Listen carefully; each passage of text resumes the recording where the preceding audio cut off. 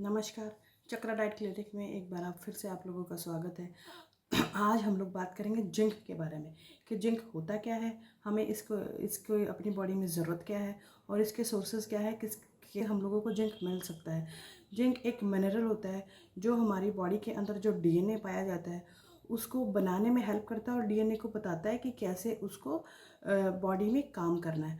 और zinc help करता है वुंड हीलिंग में, स्मेल और टेस्ट में, हेल्दी स्किन के लिए, कोल्ड से प्रोटेक्ट करता है, स्किन को बचाता है इन सारी चीज़ों से। वुंड हीलिंग में कैसे कि हमारी इम्यूनिटी को क्या है कि बिल्डअप करता है।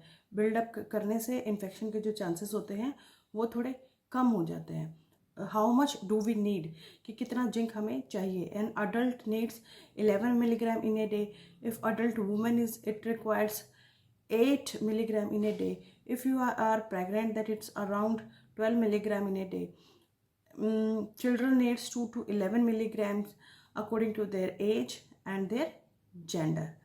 जो चाइल्ड की ग्रोथ होती है, चाइल्ड की जो ग्रोथ होती है वो डिले हो जाएगी।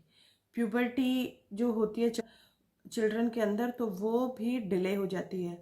और अडल्ट में क्या होता है, हेयर लॉस होना स्टार्ट हो जाता है और आइज़ पे और पूरी आइज़ के यहाँ पे और पूरी स्किन पे रेड रेड कलर के छोटे छोटे पैचेस हो जाते हैं। अब ये तो बात होगी कि जिंक के क्या क्या, जिंक ना लेने से क्या क्या हो सकता है, जिंक के सोर्सेज क्या क्या है। अगर हम लोग नॉन वेजिटेरियन है तो उसके लिए तो कुछ करने की ज़रूरत नहीं है, उनको अच्छा खासा जिंक चिकन मटन से अच्छे से प्रोवाइड हो जाता है। जैसे कि एग्जांपल, डार्क मीट अगर चिकन हम लोग खाते हैं तो 2.4 मिलीग्राम जिंक हमें मिलता है पर 3 ounce serving. 1 ounce serving is equal to 28 grams. अगर हम वेजिटेरियन हैं तो उसका बेस्ट सोर्स है कैशू, जिसको काजू भी बोलते हैं। उसमें एक हैंडफुल अगर हम काजू खाते हैं that is enough for in 1 day. It contains 1.6 milligram zinc.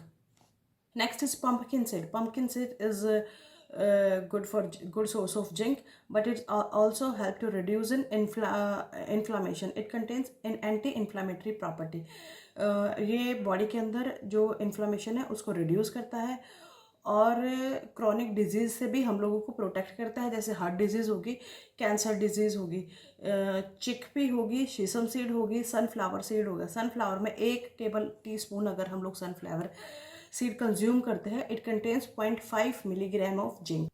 Next is mushroom हो गया। Dairy product mean specially curd, spinach, cocoa powder से जो हम लोग चॉकलेट्स में पड़ता है, केक्स में पड़ता है, ब्राउनी में पड़ता है, वो कोको पाउडर।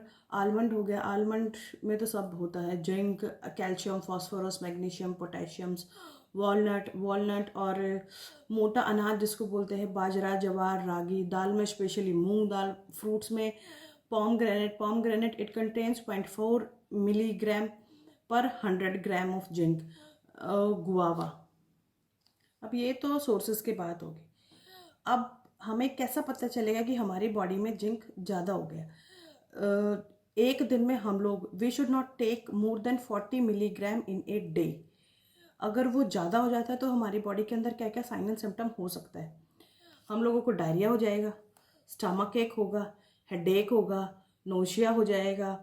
अगर बॉडी में ज़्यादा होता है तो जो कॉपर का जो लेवल होता है वो कम हो जाता है और जो हाई डेंसिटी लिपोप्रोटीन होता है जिसको हम लोग गुड कोलेस्ट्रॉल बोलते हैं वो भी बॉडी के अंदर धीरे धीरे कम होना शुरू हो जाता है। और अगर हमें लगता है कि हमारे बच्चों में जिंक की कमी है तो हम लोगों को अगर जिंक सप्लीमेंट्स भी देना है तो वो खुद से नहीं देना है, वो पीडियाट्रिशियन से consult to your paediatrician, then you will give supplement to your child. धन्यवाद।